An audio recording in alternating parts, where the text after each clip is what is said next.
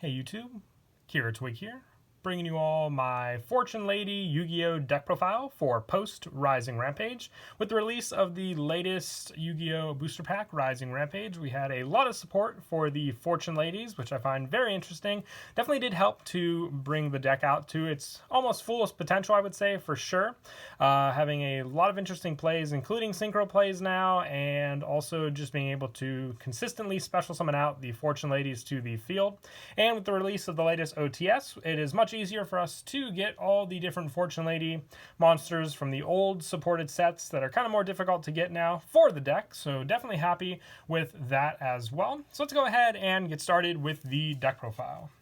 So to start off, for the monsters, I run 3 Fortune Lady Light, one of your main Fortune Ladies to go for. This card's attack and defense become equal to its level times 200, and once per turn during your standby phase, increase this card's level by 1, max 12, and when this face-up card leaves the field by a card effect, you can special summon 1 Fortune Lady monster from your deck. So the most important part of this card is the fact that you get an easy special summon when it leaves by a card effect. The main point of the card is to use it with your field spell, which is Future Visions, being able to easily special summon another Fortune Lady to the field after this card leaves, but it'll be, back next turn with the use of Future Visions, and then you can obviously just, make use of it other ways on the field as well. And then for a little added support, I'm also running 3 Fortune Lady Fire. This card's attack and defense become equal to its level times 200. And once per turn during your standby phase, increase this card's level by 1, max 12. And when this card is special summoned in attack position by the effect of a Fortune Lady card, target 1 face-up monster your opponent controls, destroy that target. If you do, inflict damage to your opponent equal to the destroyed monster's attack on the field. So very easy to make use of this card's effect with Fortune Lady Light's own effect, but also just giving you that other Fortune Lady Fire effect for the burn damage. Can really dwindle away your opponent's life points, but just keeping the consistency to special summon out the Fortune Ladies is the big part of the deck, so you can go for your big synchro monster, which is Fortune Lady Every on the field as well, which needs a level 7 synchro, so you need to adjust the levels of your cards on the field for your other Fortune Ladies to special summon that card out. I also run 2 Fortune Lady Water. This card's attack and defense become equal to its level times 300. And also just like that adjustment for the high level ones as well. And once per turn during your standby phase, increase this card's level by 1.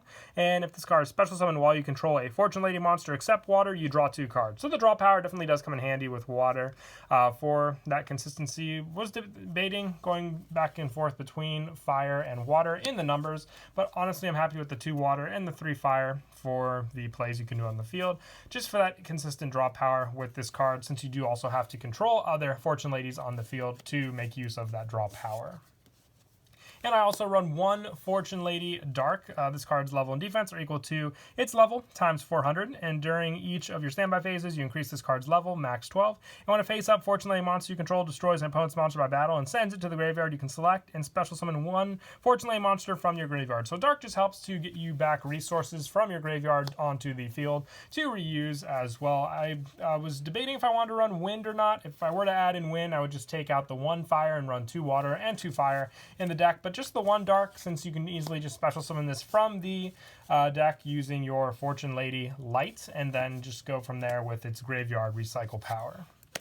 And then for the new Fortune Ladies, I am running 3 Fortune Lady Pass, the new tuner monster. This card's attack and defense become equal to its level, times 200.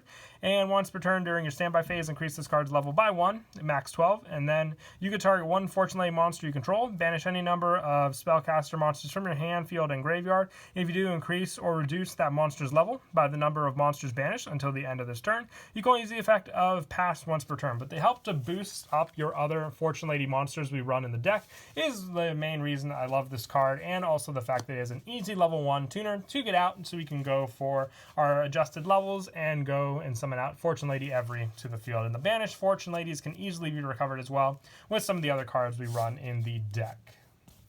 And then to finish off the monsters, I'm just running 3 Effect Veiler, my hand trap of choice in the deck, since it is a spellcaster type monster. Also being a tuner is a big help with that, but just being able to stop your opponent's monster effects, but also giving you resources as a spellcaster type monster is a big advantage to the card as well in the deck. And that is it for the monsters. Now moving on to the spells, I run 3 Future Visions. Each time a monster is normal summon, target that monster and banish it. And during the next standby phase of the player who controlled that monster, return it to the field in face-up attack position.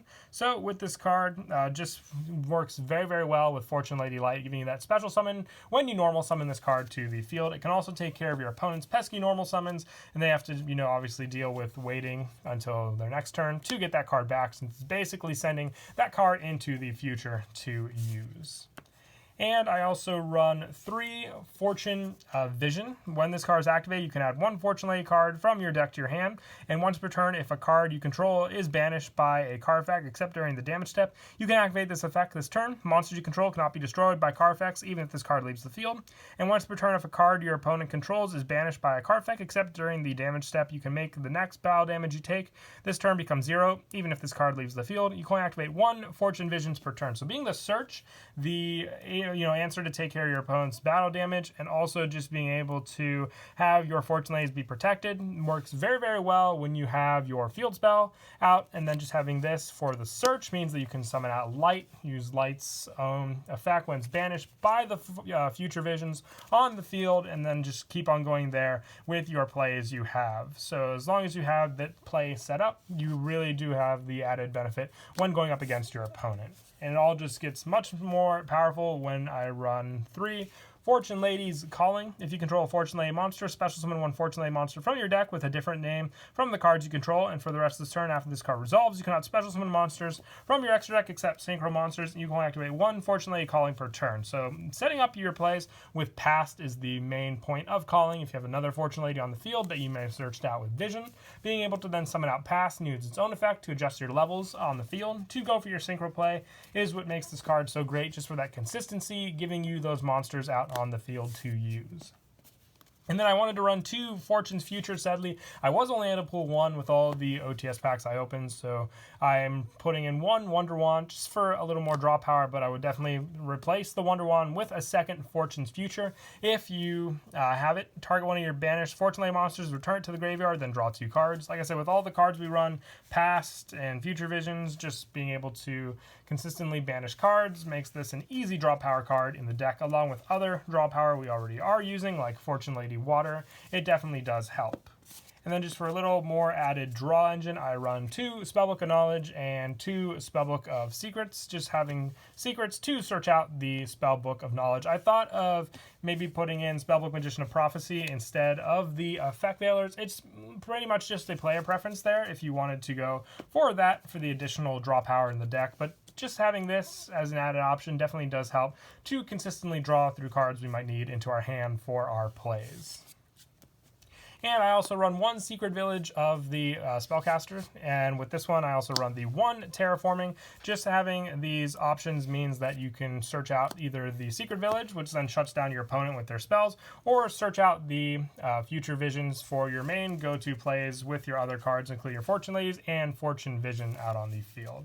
So like I said, this card's at 1, sadly, on the ban list, so we have to rely on that, but you still have the option of searching for what field spell you want, and I run the 1 Secret Village, since most of the time you do want your main field spell out on the field, which is Future Visions, to stay there. And I also, to finish off the spells, I run 1 1-for-1, 1 Monster Reborn, and 1 Upstart Goblin. Just the additional draw power with all the draw we can do through the deck definitely does come in handy. Monster Reborn, just to get back resources, and the 1-for-1, we have plenty of level 1 targets in the deck, including just, Past and Light being your main one. So as long as you have those options available to you still in the deck, you can make full use of 1-for-1. And lastly, I run the 3 Call by the Grave. Just, with so much special summoning we do from our deck, your opponent can easily Ash Blossom you. So just having this hand trap option to stop your opponent from hand trapping you definitely does, make it so that you can resolve your plays and then go off against your opponent.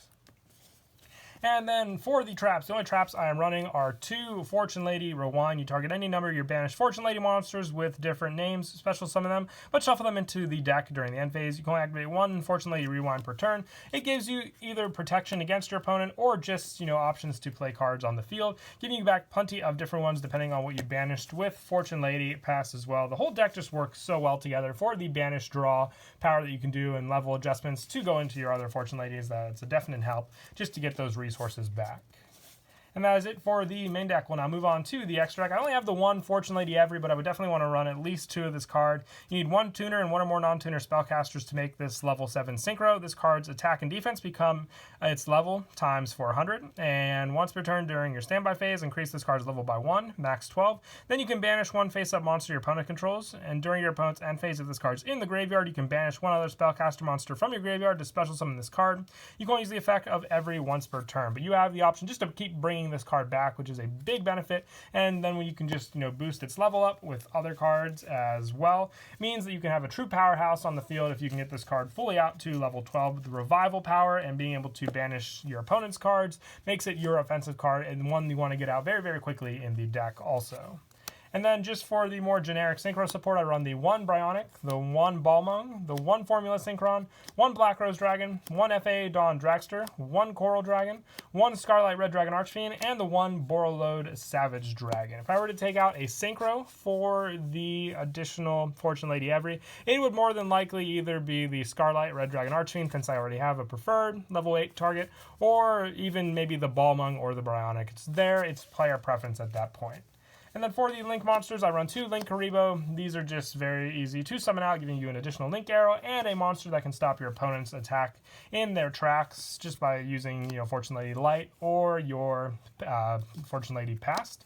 And I also run the 1 Acacia Magician, being another spellcaster option, and also just an easy Link 2 to make. The 1 Nightmare Phoenix, 1 Nightmare Cerberus, and the 1 Boral Sword Dragon to finish off the extra deck.